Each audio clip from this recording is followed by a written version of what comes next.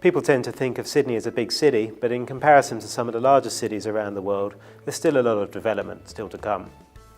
Strata living is an essential part of that, and it's something that's only going to grow. I think that's what makes it an interesting industry to work in. Before I joined the PICA Group, I didn't know a lot about Strata, even though I lived in a Strata apartment. I was working as a medical journalist, and I found it quite hard to make a living.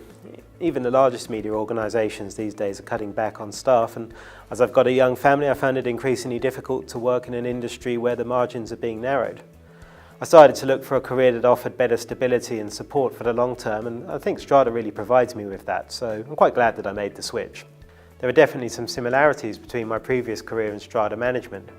In both roles, you're essentially a conduit passing information from one group to another so that it can be more easily understood by a wider audience. And these days I help owners' corporations navigate complicated legislation and bylaws and act as a liaison between owners. If you can communicate clearly and effectively, people really appreciate that. And I think if you can do that, you'll have a successful career as a Strata manager. The big difference between what I used to do and what I do now is that the Strata industry is a much more customer-facing role. I communicate directly with clients and get instant feedback on the work that I do.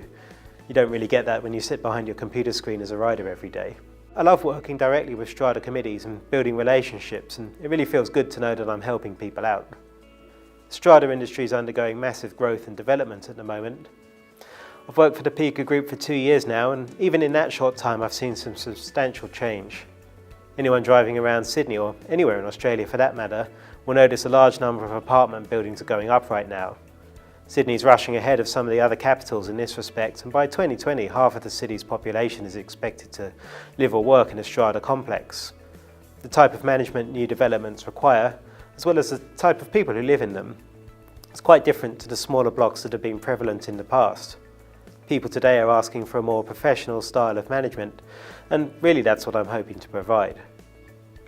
Beyond that, there's an increasing emphasis on empowering customers. I think in the past managers could be a bit of a distant figure for owners, and information about their plans wasn't always readily available. We're moving away from that now to a more open era where managers are much more accessible and information about the Strata plan is available online 24/7. We're only at the beginning of the change, but the trend is fixed in place. The work I do today is probably going to be quite different from the work I will do this time next year, and in 5 years' time it might well be radically different. I see so many opportunities within that, and it really makes it an exciting industry to work in.